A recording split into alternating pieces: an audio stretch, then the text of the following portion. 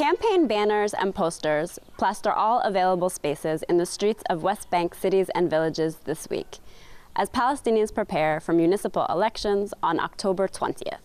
Taking place in 94 cities and villages across the West Bank, the elections for municipal councils mark the first Palestinian elections of any kind in 6 years. A recent poll by the Ramallah-based organization Arab World for Research and Development found that 72% of Palestinians said they plan to vote in the upcoming elections.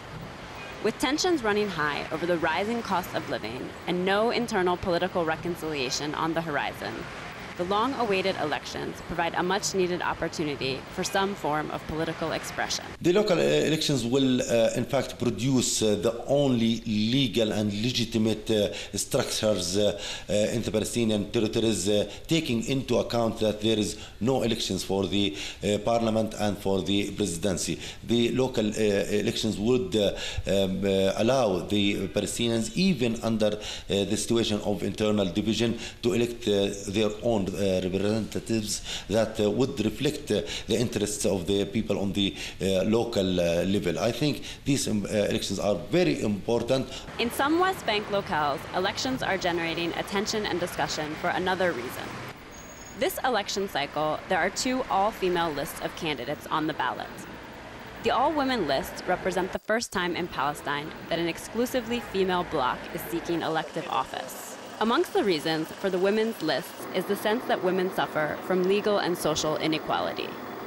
We're still waiting that the anarchy must have to tell that who's killed this girl must be a killer, and not after 6 months get out from the jail. Right? And the year for the marriage, we wanted 18. We're still waiting to change. After her father's death, she wanted to take al-mirath, what it's called in English, I don't know. But you know, al-mirath, what's her father left the money, she didn't take her rights as Islam say. Maysoon al-Kawasmi leads a list of office seekers named By Participating We Can in Hebron. And Ilham Sami heads a roster of candidates called Women of the Town in the village of Safa outside of Ramallah. As a principal, okay, this is a new initiative, and I am supporting a new initiatives because this is a give power for women to be individual and to be independent at the same time. I am very support for that, but I hope that our community will understand and will support these initiatives. And I have a message for our women, okay, that the woman who is elected the men need to support the woman first, okay. But I don't want any woman, to be sure, and I'm very honest with myself, okay. I don't want a woman because she's a woman. I want a woman who's strong. He can follow all the needs of the woman, and she can be close to the woman and working directly with the grassroots. I don't want a woman just to be a leader and they don't have a big gap between them and between the community. We need strong women, not because we have quota. We need women because they are motivated and they are qualified to be in this position. Women's participation in politics is not entirely new. There is a 20% quota mandated for women candidates on Palestinian electoral lists. In the current cabinet of Prime Minister Salam Fayyad, 6 ministers are female out of 24 ministers in total. Yet many women in the West Bank still live traditional lives. Only 16% of women are employed outside the home. And women who do pursue professional opportunities are often steered towards traditionally female fields, like elementary school teaching and nursing. The attempt to compete in the local elections by women's blocs, in fact, reflects the situation of inequality in the Palestinian society. I think this attempt